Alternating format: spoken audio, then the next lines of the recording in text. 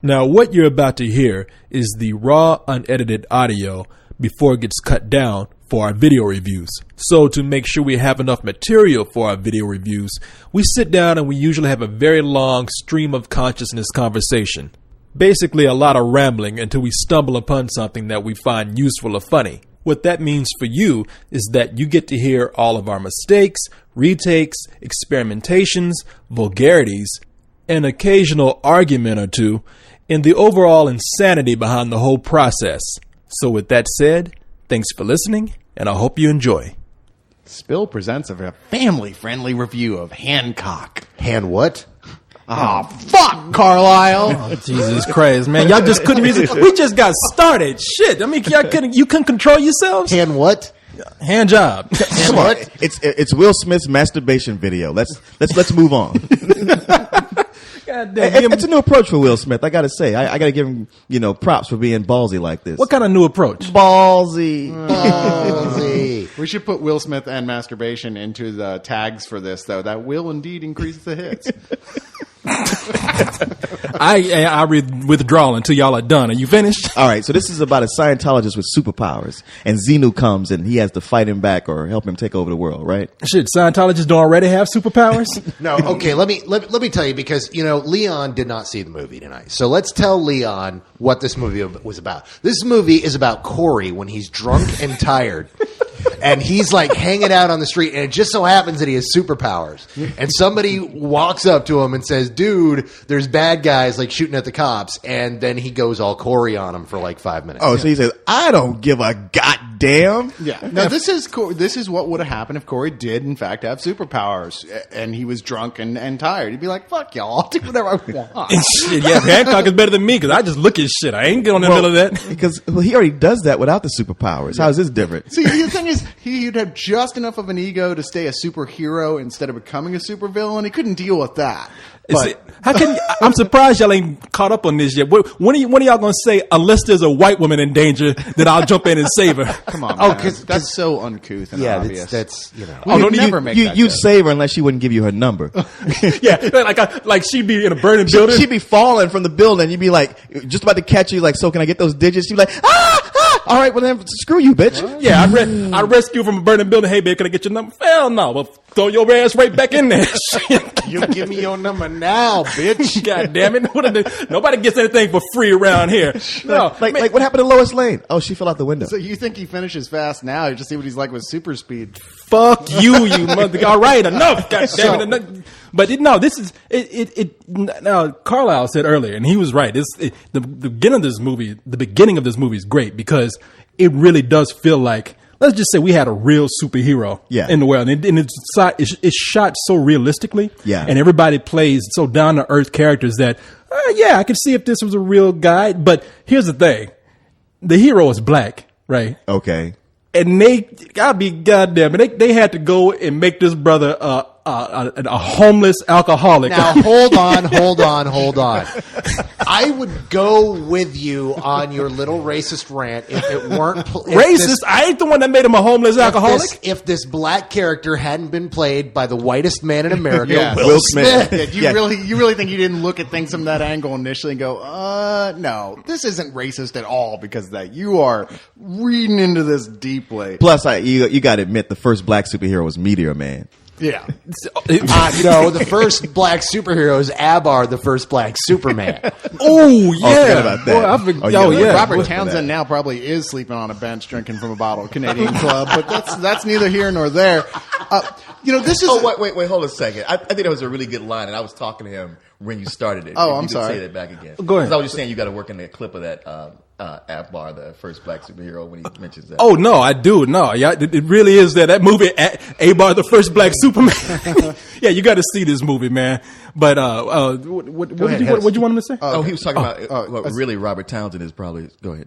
I would say Robert Townsend probably is actually sleeping on a park bench with a bottle of Canadian Club at this point. So.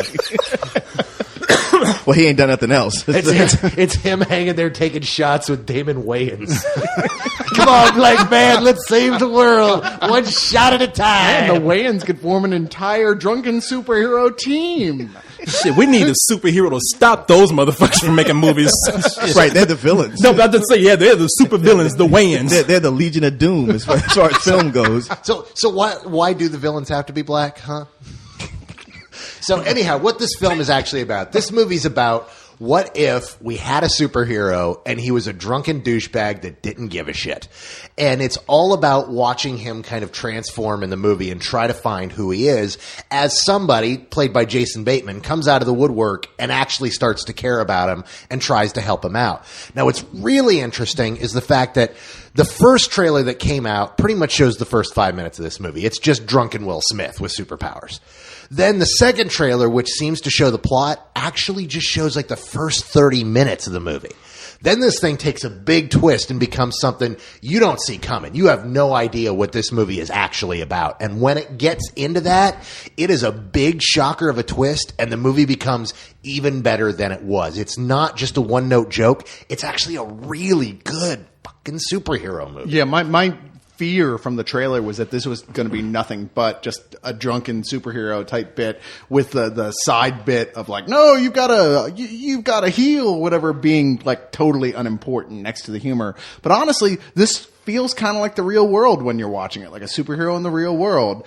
And the drama is actually more interesting than the superhero bits. You really like these characters. You like all of them. And you want Hancock to heal and get his shit together. You want to know about his past. You want to know about Jason Bateman and his family and what's going on there. I mean, I was more shocked than anybody that the only parts I found even kind of boring at all were when he was fighting stuff superhero style. I was like, when they do it let's well, go back to the story. When they do it well, that's how it works. I mean, I know when I watched the Incredible Hulk show, it was always the David Banner stuff that was more interesting to me. So when he turned to Hulk, that's like, well, damn, now that sweet little life he put together is all gone. Yeah, fuck Lou Ferrigno. You know what? The way you describe this plot, this is like the plot of every Tom Cruise movie. Except for the Mission Impossible, every Tom Cruise movie starts with him as an arrogant. Fuck you. It's true. It always starts with him as an arrogant right. douchebag who gets his comeuppance, and then you start to feel for him, and then you root for him. And Well, that's every one of them. That's not the case here, though. Actually, it's not a comeuppance type of thing. It's actually more mature than that. There's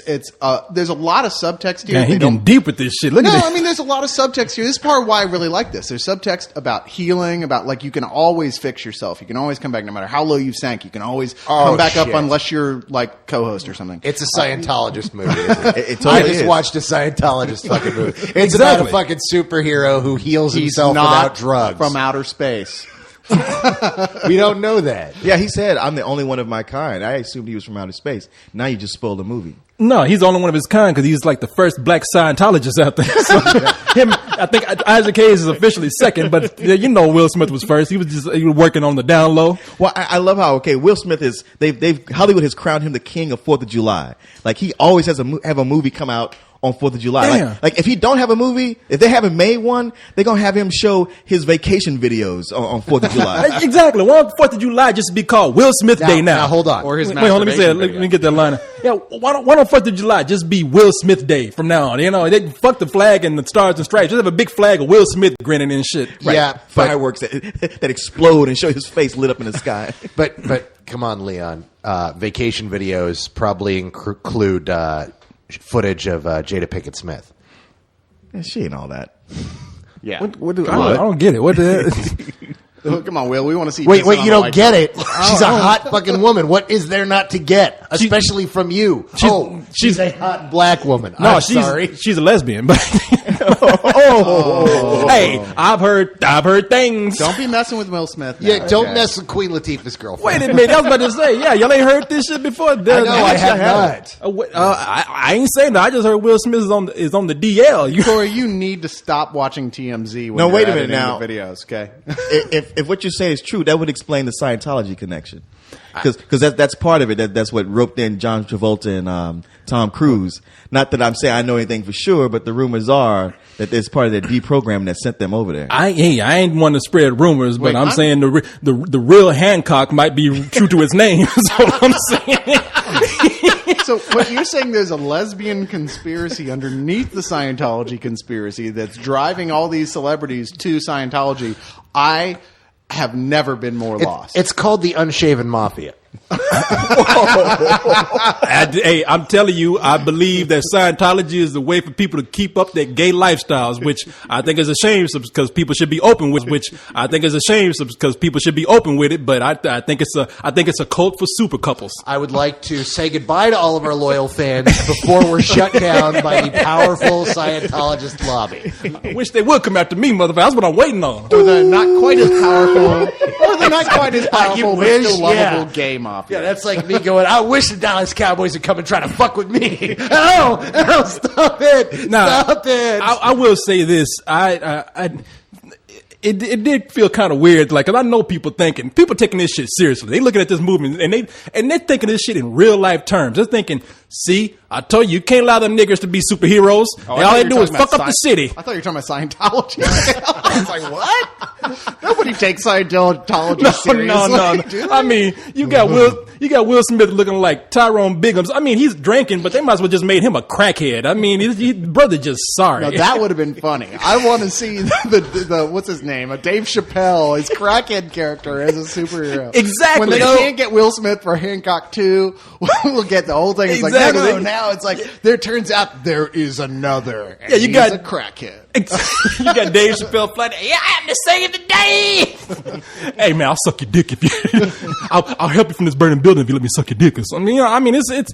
I don't mind that he was. I think that's a great thing. The angle of it that he was actually this guy. That's what makes it seem so realistic. Yeah. Like, here's a guy that just can't relate to anybody at all. So what does he do? He becomes an alcoholic, and we get all these graphic novels that are made into movies. Like we have one which is not the same thing as. Right.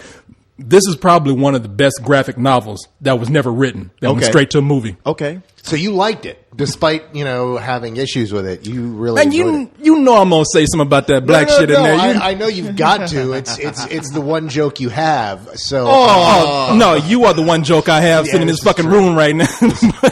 the one joke you have. Oh yeah, like the only joke you have is, Corey, fuck white women. When they make the Martin Luther King. Oh, I didn't even make that joke. You made that joke. Because I beat you to it, you son of a bitch. That's That's why. Because you'd have a chance to say it. you When they make the mother- Martin Luther King movie, he'll be like, oh, it's got to be a black guy then, huh? I know. Well, that's a black man always got to die at the end of the movie. Exactly. I don't know his history. Why they gotta shoot him, man? Damn. That dude was cool. So what are you saying? You saying we should shoot all the black No. people? Is that what the Hollywood is saying now? But my question is did you enjoy the fucking movie? No, I did enjoy the movie, and for all the reasons that you think I have with black issues, that's not the reason why I had a complaint with the movie, because I did have some complaints. I thought the beginning of this movie was brilliant. I was looking at this and saying, man, this is like one of the best movies I've seen this summer.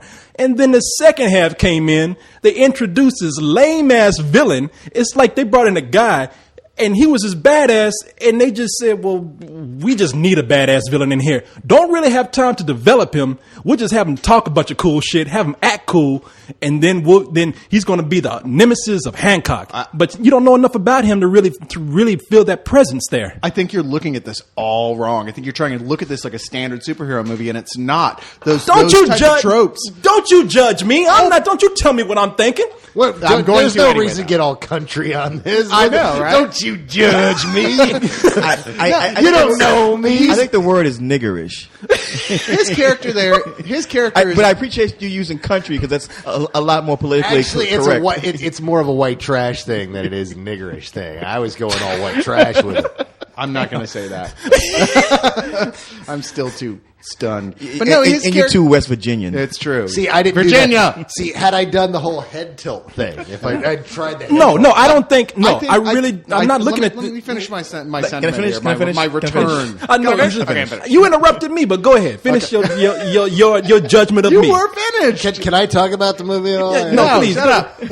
Nobody cares what you Yeah. think, long-haired hippie. Screw the movie. Let's hear what you got to say. His point isn't to be the supervillain. He's literally there to serve a point towards the end of the film, just to develop the plot. He's not the supervillain. You're looking at this like this is a Marvel superhero film, and it's not at all. See, no, I'm gonna let you talk, but this is where you wrong. I did not use the word supervillain in there. I did not say that I expected this guy. No, what I say? You said he was the villain, and I said, he's not hey, villain. look, I said villain, not supervillain. Well, Those are two different words. Yeah. Now, hold I on. said villain. Hold on. There's a difference between a villain and a supervillain. He didn't have a cape and shit. All I'm saying is he was a guy who came in. He was supposed to be the villain, the evil guy. Okay, you're cut off. And no, I'm just saying that this seemed like an underdeveloped character. Well, that's because he was supposed to be. He wasn't there to be a full-fledged character. He was there to serve a point in the story, a turning point in the story, and that's it. The story is man. about Hancock and Jason Bateman's character and his wife's character. It's not about the villain at all. I disagree with you there. You don't understand me. You don't hear me. You keep cutting me off, but I'm with Corey on this. I actually feel, In your face, bitch! I actually Because feel Carlisle backs you up, I feel that, oh, well, he must be right. This is never going to happen again, so I got to relish in That's this. true. Be quiet because this has never ever happened before. Yeah, no, I mean, seriously, the one flaw with this movie is the third act feels a little rushed and it feels a little weak. And when that villain starts, actually gets a chance to butt heads with Hancock, it's kind of like, really? That's it? That's where we're going with this? I really dig where the movie goes, and I really love the hell out of this movie. But yeah, the one flaw with this movie is that villain at the end of the film is underdeveloped, and it leads to a weak aspect to the third act. Oh, whatever, Hancock 2. Jesus Christ. They should have used Mr. Glass, if you ask me.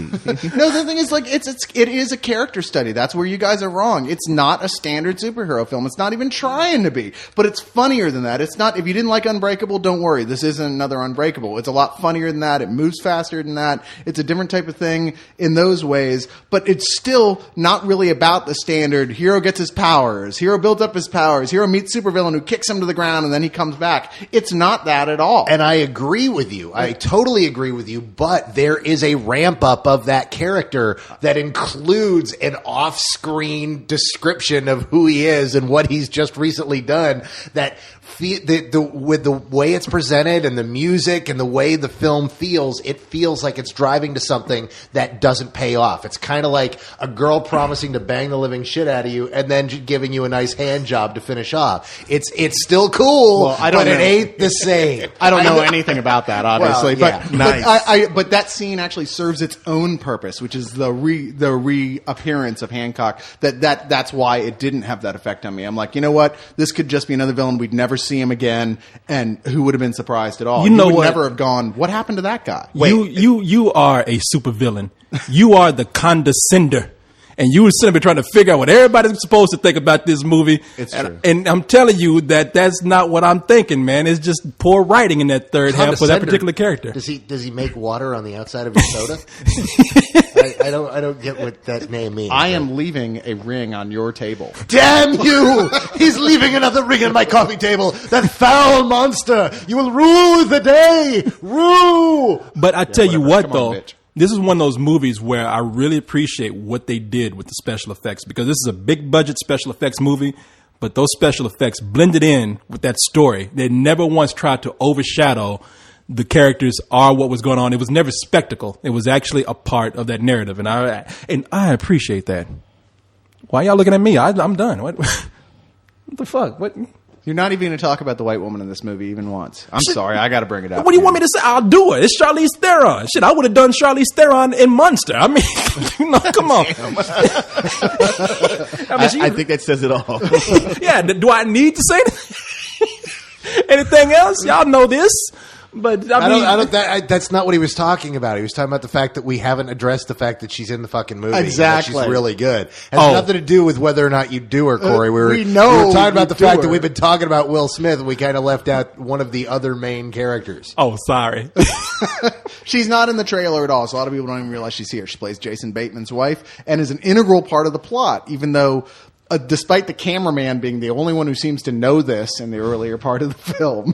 Okay, now that is my other problem with the film, actually. I got to mention the one thing that bugged the shit out of me in this movie was apparently the cameraman was stationed on a tilt-a-whirl machine and was spinning. Anytime there was a dramatic moment, we had to spin around the character like 6 times until the audience wanted to vomit and said, all right, I want off. And then we went back to a static shot. Damn, you make it sound like this is the Blair Witch Project or something. No, it's not shaky cam. It's this weird kind of, the camera was, there are sequences where the camera is always in motion, and not like shaky, but like it's spinning around for no apparent reason. And in every sequence with Will Smith where there's people around him, it does it, which makes you think that he was working the camera himself on a remote control. It's like that last 10 minutes of The Illusionist, where Paul Giamatti figures out what's going on, and the camera just spins around him and around him and around. Yeah, it's like that over and over again throughout this movie. Damn, I hated that in The Illusionist. I don't know if I could stand to watch it for another hour and a half. Honestly, there were 2 things that bugged me about this movie. That, and the fact that they bring up the weirdest music in that, and the fact that they bring up the weirdest music in it all of a sudden. There's a point where they play the Sanford and Son theme for no reason discernible whatsoever. Except that it's funny. It's a really funny scene, and they start playing the Sanford and Son music, which is this really kind of fun, campy, old school comedy music. But by the same token, it's like, wait, is there? You start thinking, wait, is there a joke here I'm missing? Oh, that's because next 4th of July, Will Smith's going to be in the Sanford and Son movie playing Lamont. Yeah, no, I agree with you, man. It's because really, what? No, you better take that shit back. No, but I love the fact that like it's so close to reality that you had to stop and go like, oh, is he really going to do that? It's canceled. George Carlin was going to play the Red Fox role, but he died. So can't you see that? No joking about Carlin. No, can you see that shit? Like Will Smith as Lamont and Samuel Jackson as Fred Sanford. But don't even mention that because you know they'll do it. I'm coming. Well, they tried to make that with Chris Rock and Samuel Jackson. I remember he said, "You out your fucking mind?" yeah, Samuel Jackson be perfect though. I'm coming, Elizabeth. Shit. Okay. Shit. No, it's I'm coming, motherfucker. I'm coming. That's true, motherfucker. I'm having a heart attack. I'm coming. No, it's no, man. I really did. I like this movie. I like the direction in the movie. I think the direction was great. Peter Berg is great. Charlize Theron, you mentioned, she's great in the movie, and I really love. Oh, goddamn it, what's that boy's name? Jason Bateman. Jason Bateman is he's man. I love that guy more and more. Even when I see him in bad movies, I like him a lot. Like I said, the only problem that I had with this movie was the structure of it. And I would still go a very, very, very high matinee on this. I want to give it full price so bad, but I just think it dropped the ball in that third reel. Even though I agree with you, it wins you back at the end, and there's just the beat at the very end of the movie just sends you out with a smile on your face. Ultimately, it's a very original film. Even though it's a superhero film, it's a wonderful movie. It's absolutely a full-price movie. I enjoyed the hell out of this. I don't think I've laughed as hard at any movie this year as I laughed at the first 30 minutes of this movie. No, it's hilarious. I still think you guys are like judging this all wrong. Whatever. I look inside your heads, and you fail. But this is full price for me. I really enjoyed this, and I'm gonna look forward to seeing it again so I can decide whether or not to put it in my top 10 superhero films. I liked it that much. Pussy. But that's cool. Wait, what? I don't know, man. I had nothing. What kind of non sequitur insult is that? At least say something appropriate. I know. That's my old fallback, man. I don't know. Shit, you got to laugh out of him, out of Leon. Yeah, but he's been drinking. Yeah, he's the original Hancock over here. I'm talking about me. Shit. He's just like, I had a great night sitting in the truck getting drunk with my brother. That's true. Well, one time. One time. One time Leon gets drunk as opposed to most of your life. Wait, one time he gets drunk? Hey, go with it. Weren't we comparing the other black guy to Hancock? Don't switch it over to me. Hey, shit, I'm enjoying this. Yeah, take the heat off me. Shit, y'all. Pussy my ass. Let's go. See, you don't really need to take that from him, because when he says shit like that, you just go, Snoopy says what? Snoopy says what? Oh, shit. Nobody even know what y'all talking about. Yeah, I like Snoopy, goddammit. Shit. Yeah, it is. That's to a disturbing degree. Did you see how shitty that last Gumby movie was? Oh, my God. Oh, God. I don't believe it. Nobody even knows what the fuck y'all are talking about right now. I thought you cut it off. I know. I haven't even cut it off since yet. 1967. Gumby. You were the only one who was alive here in 1967. Hey, y'all. I saw it at the theater. Y'all, all y'all listening to the force. We been drinking and we just going off. I mean, y'all don't even know what the hell we talking about right now. I'm gonna cut this thing off. Fuck y'all. Okay. Corey, Will Smith's not black. He's a Scientologist. Ha ha. No. I was trying to think of something to come up with after that. I'm like, Well, well, it kind of does back up your theory a bit about Hancock being, the drunken black superhero. I mean, why did they have to make his villain a redneck, a bald redneck who sneers? Now you see, they had a true supervillain right there. The redneck dude should have broke in with a Confederate flag on his shirt. It ain't about racism; it's about pride. Exactly. There you go. So is this Dave Matthews again? What? Dave Matthews was the redneck villain, and you don't mess with the Zohan. Sure, Leon. Why not? he's the Grand Wizard. That's his villain name. Yeah, why didn't they have the Klansmen come in or something? They had an array of supervillains here. When you had your first black superhero, I would have preferred even more to have his supervillain be the Mad Mother. That would have been awesome. Because he's a drunk. What? Oh, the Mad He's a Mother. drunk, so the Mad Mother. Oh, like the MADD? Shut up. Shut up. That's funnier than Grand Dragon. Why didn't they have like? I thought mad. I thought that was dyslexics against mad mothers. Why didn't they just have the angry white father? Him come down. You fuck my daughter. That would have been a great supervillain. They had an array. You fought that guy many times. Yeah, you have actually. Of course, I am Hancock. I've lived this story. I've met that supervillain. Because you're what's in hand. Oh, shut up. Corey, I'm not being condescending here, but let's face it. I mean, when was the last time you actually read a comic book? I mean, I don't even have actual books in my house. All I have is ones with pictures. What was the last comic you read? I'm sorry. I've been busy doing mature things, like watching PBS and learning things. God, Are they running Gumby on PBS?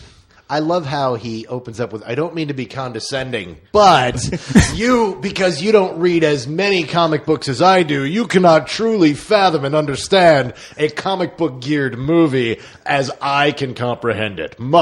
Which actually has kind of been true with most of our reviews of comic book movies. Captain Condescension, once again, back to fight goodness in all of its form. You have to appreciate how he tries to say he's not condescending by making the most condescending remarks one after the other. Oh, yeah.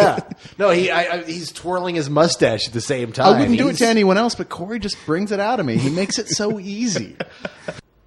I'm not talking down to you. I just know more than you do. I love it when a new Will Smith movie comes out because y'all know people say that I look just like him. You do, right around the elbows. Yeah, that's true. You've got the most Will Smith elbows and knees. His knees. It's true. If you squint really hard, I think you look kind of like Jada Pinkett, too.